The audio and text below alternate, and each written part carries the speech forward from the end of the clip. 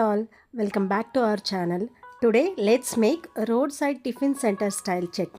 For this, in a mixer jar add half cup of roasted peanuts, few coconut pieces, half-inch ginger, 4 garlic cloves, 1 small onion, 4 green chilies as per your taste, small piece of tamarind, coriander leaves and curry leaves.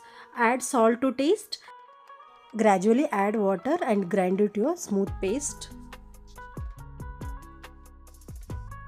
And serve with tadka. This goes well with all kind of a breakfast and it is very easy to make, good in taste as well. Thank you so much for watching this video. If you like my videos, please do like, share and subscribe to my channel. See you again. Bye bye.